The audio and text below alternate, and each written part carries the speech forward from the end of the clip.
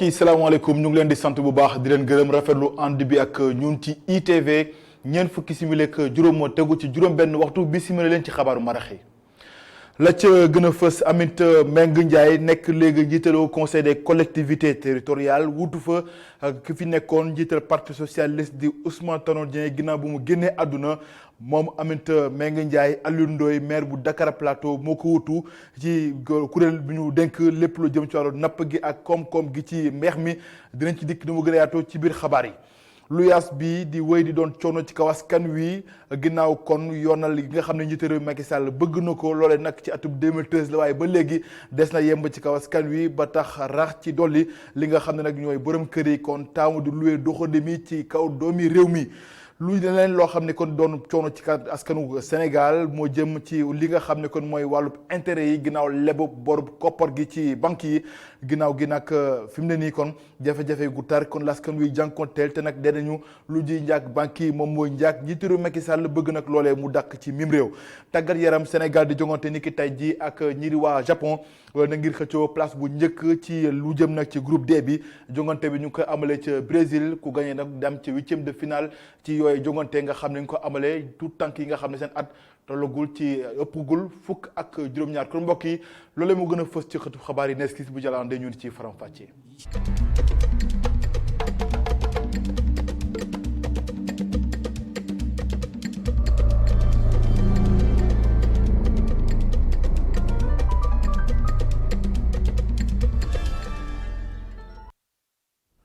mbokk yi salaamaaleykum ñu ngi leen di sant bu baax di leen gërëm rafetlu ànd beeg ñun ci ITV di leen dalal jàmm ci xabaaru marax yi des koy tàmbaleeg ñu ko junjee ci ndorteel li ak Aminata Mbengue Ndiaye léegi moo jiite au conseil des collectivités territoriales loolee nag dogal la boo xam ne njiitu réew Macky Sall niki sànq la ko daal di jël Alioune Ndoye maire bu Dakar Plateau wutu ko ci ministère bi ñu dénk lépp lu jëm ci wàllu napp gi ak koom-koom gi bàyyeekoo ci géej gi seen nataal ñoom ñaar ak Pape Alioune Sarr. au conseil bu collectivité territoriale ku ko jiite jógewul ci ëttum parti socialiste Aminata Mbengue Ndiaye daal di wuutu Ousmane Tanor Dieng ci bopp kuréel bi moom mi nga xam ni dafa génn àdduna ci 15 juillet bi weesu ndogal bi nag ñëpp doon xaar njiitu réew mi daal di koy fësal ku mu tànn di soxna boo xam ne ci dafa yàgg ci ëttum politique bi Aminata Mbengue Ndiaye nekkoon na ministre de la femme de l'enfant et de la famille ci nguuru Abdou Diouf mu daal di wone boppam ba léegi ñu koy tudd ci ëttum politique bi ku nekkoon meeru Louga parti socialiste la mës a nekk mu si jóge te sax moom mi bokk na ci ñu ko yoroon ci jamono bi nga xam ni metti woon na lool waaye Aminata Mbengue Ndiaye dafa jàpp te bañ a bàyyi lii tax bu nguuru Abdoulaye Wade jeexee Macky Sall wuutu ko moom mi moo yor ministre bu yor wàllum élevage ci diiru juróom-ñaari at bu mu fa jógee la ñu ko fal mu nekk ministre bu yor wàllum napp bi tey jii nag mu daal di koy jox ab rakkam di naataangoom ci parti socialiste di Alioune Ndoye muy guléet maire plateau bi daal di bokk ci nguuru Macky Sall moom mi maire rek la mës a nekk mu daal di def ay jéego ci ëttum politique bi luñ ko fal mën a tax mu wone boppam bu baax ci parti socialiste waaye tamit ci coalition Benno Bokk Yaakaar bu mu nekk. Papa Alioune Sarr di ko gërëm daal di des nag ci professeur yi yëngu ci wàllu éducation physique ak sportive ñoom nag niki tey la ñu daal di dakkal grève bi nga xam ne dañ ko daal di sumboon alxames gi ñu génn ba niki tey loolee nag ci dogal boo xam ne kon mu ngi tukkee ci sous-préfet bu Dakar Plateau di Djibi Diallo ak ki nga xam ne moom moo jiite commission parlementaire commission nationale bu éducation physique ak sportive loolu lépp nag ñoo ci dox kon tànk jàmm ba ñu daal di dellu ci ginnaaw ñoom nag professeurs yi juróomi at ngi ñu ngi sàkk ñu dugal leen ci fonction publique bi Mame Abdou Gueye Kassé ci leeral. professeur d'éducation physique et sportive yi génnee ci CNEPS bu Thiès depuis 2014 ñoom ñi nag amal xiifal gi lu ñuy sàkku rek moo ñu daal di leen di recruter ci fonction publique bi. ñu ngi nii depuis 6 ans ñu ngi noonu di réclamer suñuy recrutement dans la fonction publique parce que état du Sénégal moo ñu formé état du Sénégal moo ñu jox suñuy lijaas dañoo dem daje ak personne de bonne volonté avec les autorités étatiques mais puisque bon ba tey dara sottiwut voilà ñu yaakaar ne grève de la faim bi mooy dernier recours looloo tax ñu def ko. sous-préfet bu Dakar ba mu yëgee xibaar bi dafa daal di yegsi fii ngir sàkku ci les professeurs ñu daal di fiy jugee moom nag dig na leen ni seen bëgg-bëgg dina ko yeggale ñi nga xam ne ñooy ay kilifaam. mais bu nekkee rek tamit li ñuy def ci légitime dëgg la waruñ tamit utiliser ay voies yoo xamante ne bi nekkuñu voies yu ñu approprié pour ñu mën ko def. ñaareel bi gëm nañ que ne ci biir waxtaan ak dialogue la ñuy mën a trouver une solution mais pas xiifal wala rey sa bopp. ñëwuñ fi nag pour andi ay réponses que ne ñun dañ leen di wax ñu jël leen wala ñu leen di jël pour ñu rencontrer leen mais bu ci loolu nag comme xaw ma lépp lu mu wundu ci biir dañuy defal mémorandum boo xamante ne bi incha allah wala ñu dajee mardi vers midi bu si yàlla àndee bu ñu mën a daje waxtaan seet yan lan la seen problème yi tënk wundu ensuite ñu mën ko transmettre suñu kilifa ñi nga xamante ne ñoom ñoo yor kaddu gi mujj. lu weesu sous-préfet bu Dakar Plateau njiitu commission nationale de l'éducation physique et sportive moom tamit ñëw na fi ngir daal di leen di taxawu moom milee àndul benn yoon ci li nga xam ne rek mooy xiifal bu ñu amal. ñoom lii ñuy def baax na baaxul baax na parce que def nañ bañ dégg leen ba autorité yëpp ñëw yëngatu sur ce plan laa wax ne baax na baaxul parce que su dee ngàndaay la mooy ngàndaay bi nga xam ne moom moo war a mujj soxla nañ leen ndaxte jàngalekat maaj am na loo xam ne manqué na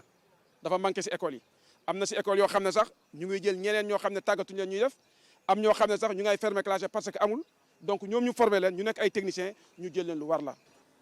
ñu toll ci téeméer ak juróom-ñaari fukk ak juróom-ñeent professeur d'éducation physique et sportive yi lu ñuy sàkku rek mooy ñu daal di leen recruter ci lu gaaw a gaaw ci loolee nag ñu ngi xaar rek ndaje bi nga xam ne war nañ koo amal ak kilifa yi ñu jàpp ko ci talaata gi boobu leen ndaje lan lay joxe. Mame Abdou Gueye Kassé maa ngi leen kon junj ci ndorteelu xabaar yi comme njiitu réew mi Macky Sall amal na kon lu jëm ci conseil des ministres àllarba gi ñu génn foofee nag ñaax na jëwriñ gi ngir rek gën a baral seen jéego ci lu jëm ci luyaas bi xel di doon coono ci kaw askan wi même bu dee sax am na yoon ak loi boo xam ne kon moo koy daal di wàññi waaye nag loolee ba léegi des na ko jëfee lu ci mënti am nag ñoom ñi nga xam ne kon ñoom ñooy locataires yi di luyaaskat yi ci jafe-jafe gu tar la ñu nekk leneen loo xam ne kon moo ci rax jëm ci borom kër yi nag ñoom dañuy loué doxandéem ne fi njëkk kon doomi réew mi te nag loolee dañu bëgg mu dakk reportage Omar Kane Bara Sow. ci kàddu locataires yi loi biñ fi wote woon jëm ci wàññi location bi dara la soppiwul ci seen dundin ñoom jàpp nañ ni borom kër yi dañoo nax nguur gi. loi bi mu duggee ci tàng-tàng bi gis nañ ne ko borom kër yëpp wàññi woon nañu si surface corrigée yi ñu waxoon yi waaye ca njëlbeen bi wut nañu seen ay prox ndol yi nga tax ne wut nañu ay pexe génnee nit yi yokkaat location yi yóbbu ko ci ay prix yu kéemaane loolu moom gouvernement bi li mu si doon jublu moom antuwul lajj na si bu baax. da ngay fay location chaque jour ngay taaba di xool looy lekk mun too ko. SMIC bi fii fukki junni la wala bu ko ëppee ba ëpp 60 000 la. fukki junni ak ñaar fi ñu toll nii 2 chambres salon zone yi ñu nekk nii minimum 200 000 la mais ku ñu fay 300 000 wala 250 000 bu fayee 200 000 nan lay dundee. loolu nag dafa fekk ni nguur gi dafa lajj ci suivi bi. bu fekkee dañu voté loi tey ñu ne loi bi tey dañ ko bëgg a imposer au bailleur tey bu ñu xoolee tey dans les faits dafa mel ni bon appliqué wuñu ko tey ñii lu ñuy dund moo métti. bu ñu amee la loi de 2014 ba bu fekkee voté nañ ko te amul suivi je pense que ni ça sert à rien. beneen jafe-jafe bi ñu war a saafara mooy étranger yi nga xam ni borom kër yi ñoom la ñu gën a sawar a loué que sénégalais yi. tey mënuma concevoir tey un sénégalais qui est né ici dans son propre terre fii nii Sénégal nga bëgg nar a fay location ñu ne la non yow non man étranger bi laay privilégié mais de façon générale Sénégal noonu la mës a doxee étranger la ñuy gën a privilégié que ñun doomu réew mi. borom kër yi étranger yi waaw moom la ñu gënal. li ko waral mooy étranger yi ñoo gën a mën a fay. ñoom ñoo xaw a cheral marché bi parce que sénégalais xam nga du jël appartement 250 000 2 chambres salon mais ñoom boo leen ko proposé dañ koy jël. kon ñoom sénégalais bu bañee dara ñoom lañ koy nangu. kon tu es obligé kon loyer bi nous sommes obligés pour gars yi yokk loyer bi. moom lañ sax lañ préféré parce que ñoom le 30 ñu fay la xam nga sénégalais moom day doo dàq ak yow ba le 10 la 15 le 2 mois mais ñoom c'est des étudiants ay étrangers bëgguñu problème le 30 au plus tard le 2 ñu fay la moo tax fi ñu toll nii gars yi étrangers lañ préféré que sénégalais. location bi mu ngi wéy di nekk jafe-jafe fii ci Sénégal jafe-jafe ci locataires yi ak ci nguur gi nga xam ni ba tey mënul doxal loi bi ñu woote woon jëm ci wàññi location bi locataires yi ñoom ñu ngi xaar ba xam tegtal yu bees yu njiitu réew mi joxe fan lay mujj. Omar Kane di ko jaajëfal daal di àddu ci leneen loo xam ne ci ndorteelu xabaar yi maa ngi leen ko doon wax mu jëm ci leb gi bàyyi ko ci banque yi ci Sénégal fukk ak ñaar jàpp fukk ak ñeent ci téeméer boo jël ngay fay saa woo lebe koppar loolu nag koppar la goo xam ne dañ ko ciy teg njiitu réew Macky Sall da nag dafa seer waaye itam diis ci kaw askan wi la mu bëgg gay mooy mu daal di dakk ci mim réew ñoom nag dañ ci joxoon baaraamu tuuma mooy banque yi ci réew mi la ñu bëgg kay moo ñu daal di ko xoolaat ndax dañ koo naqarlu ba fa naqarlu yam ay leeral Tidiane Cissé ma Fall reportage. Moustapha Diagne client la bu taamu di liggéey ak banque yi tey dafa ñëw ngir rek def benn opération fii ci bankam ci Ndakaaru buñ ko laajee li mu xalaat ci taux d'intérêt banque yi mu tontu ci. ñoom li ñu jël daa bëri ils prennent 10 000 francs par mois sur le compte épargne 10 000 francs c'est trop élevé dafa cher trop 10 000 francs année bi ñu jël si yow 120 000 li ñu jël si yow année bi. fii ci Sénégal lii di institution de microfinance yi li ñuy dagg ci seeni clients dafa bëri loolu yenn saa day dem bu toll ci 12% loolu buñ sukkandikoo ci yenn ci ay clients banques yi moo am fépp. non dafa cher trop ça dafa cher ka war a wàññi quoi. en tout cas man li ma mën a wax moo di ni boo xoolee nga comparer Sénégal ak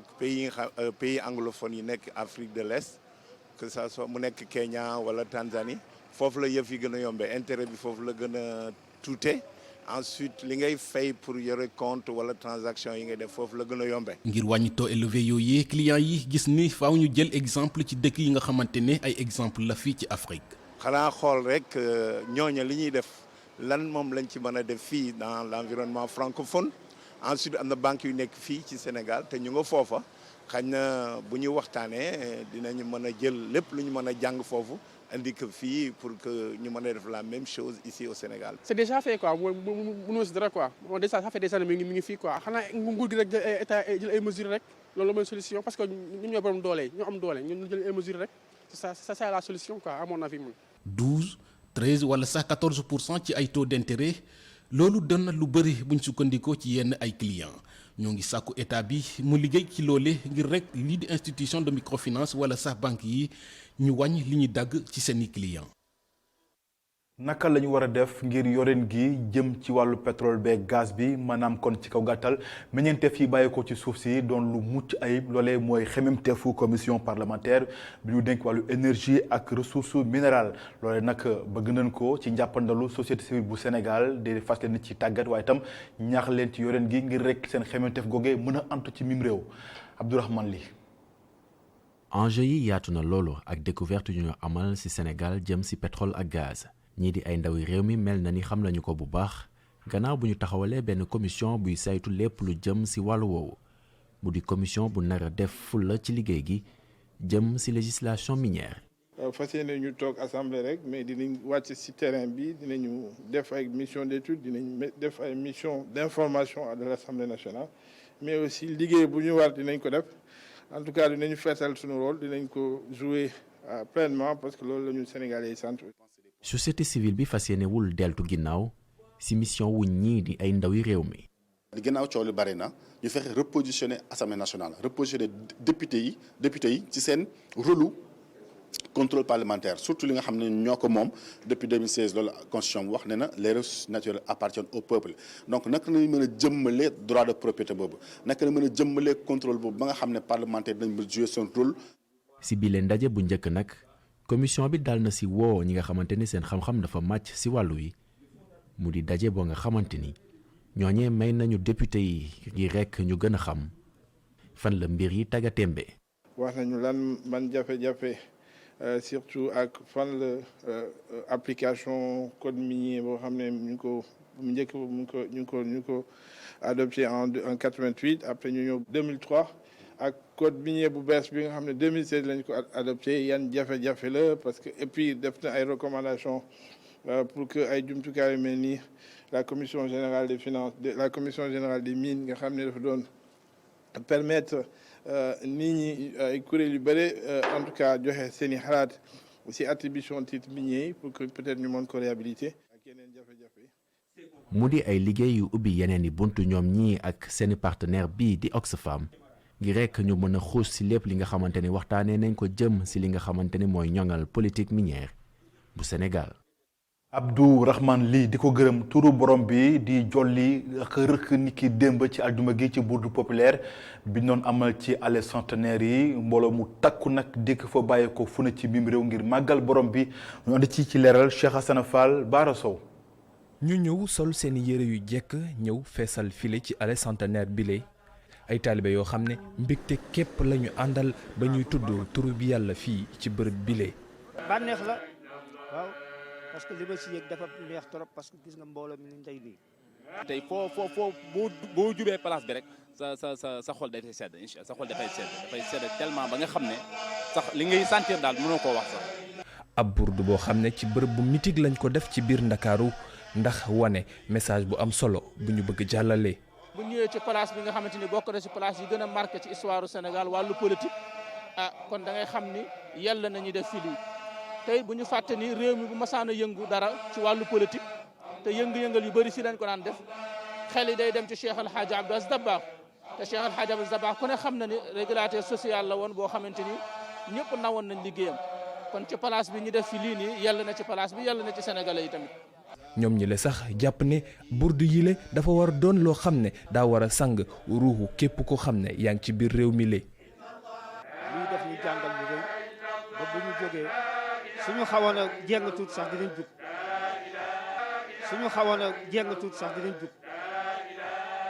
burdu ku ci jógee war ngaa soppeeku déwén bu ñu fi dajewaatee boo amoon benn jikko tey nga indi ko fii tey déwén boo fii ñëwaat war ngaa fexe ba loola bu dee safaan bala mu deñ ci yow. ca 2008 la Abdoul Aziz Sy Al Amine joxe woon ndigal ne nañu wasaare burdu bi fépp ci Sénégal. ba mu ko waxee léegi nag fii ci Ndakaaru Njaay saa suñuy waajal mawlud bi lay fépp foo mënti taxaw ci mbedd yi di nga dégg turu yàlla ji ñu koy màggal comme ni mu ko waree. Cheikh Hassana Fall des ba tey ci bourde populaire boobee ñu amal ni ki démb ca allée centenaire yi ginnaaw kon ñii di taalibe seen xool sedd na ci lool jaaykat itam gis nañ seen bopp ndax ñoom ñi nga xam ne basang lañ doon jaay ak i kurus ak sijaada nee na seen bamba maasa na ci ndax gis nañ seen bopp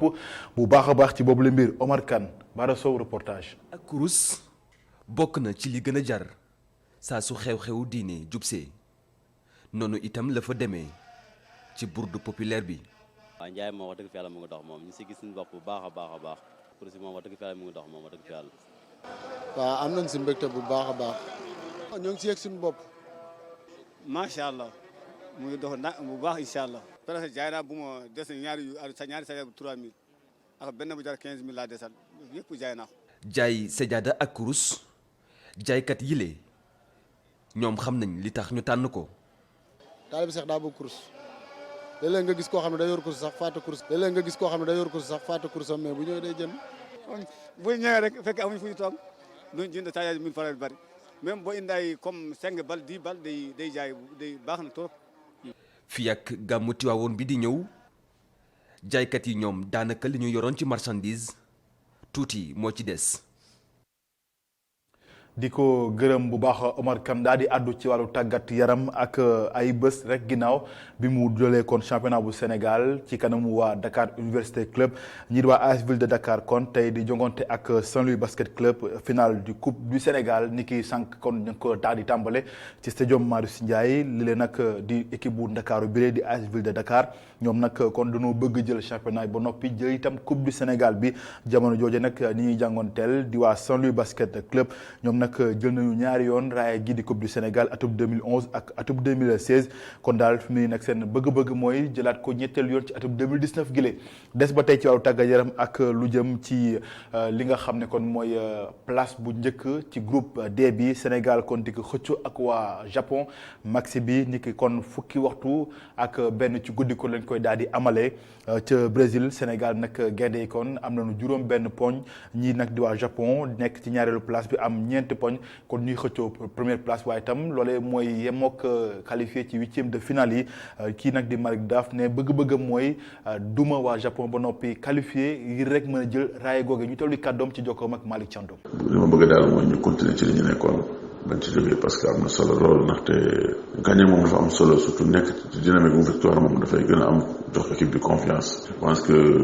amul beneen xalaat bu dul boobu ndaxte wax dëgg yàlla li ñu commencé nii bëgg nañ ko terminer ci phase de poule bi mooy tegle 3 victoires jël paie et puis 3 victoires dem ak confiance pour 8e de finale yi. loolu mooy logique yi nga xamante ni ci loolu lañ bëgg a nekk ci biir loolu nag comme ni ñu koy waxee dañu physique dañu athlétique dañuy daw lu bëri waaw loolu moom xam nañ ko ci japonais parce que pays asiatique yi surtout ñoom ngandewuñu mais dañu tuuti dañu vif dañu véloce dañu rapide et puis pourquoi pas ñoom tamit mën nañu football am nañu technique mën nañu football bon comme ni ñu koy waxee xam nañ ci loolu yëpp parce que préparé woon nañ ci loolu xam nañ ni ñoom équipe la boo xamante ni dañuy daw lu bëri dañu physique ak yooyu xam nañ ko mais quand même ñu nit ay xale la ñu am mën nañ daw ni ñoom et puis am nañu xel mën nañ football donc je pense que ni li ñu war a def daal mooy ñu jéem a concentré wu bañ a topp trop seen vouloir ak seen mën-mën ñoom parce que tamit bu ñu nax suñu bopp ñun am nañu qualité yoo xam ne buñ ko gëmee nekk ci quel que soit adversaire bu nekk suñu wet day métti rek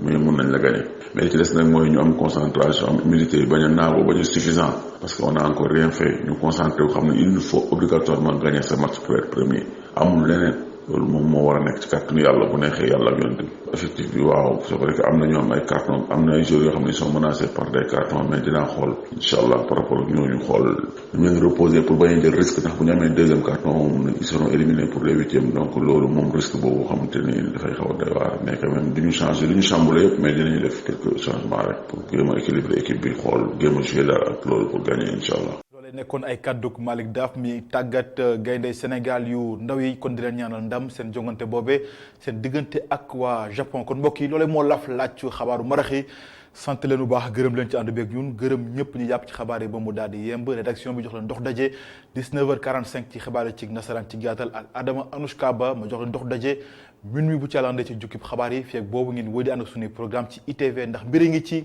jërë ngeen jëf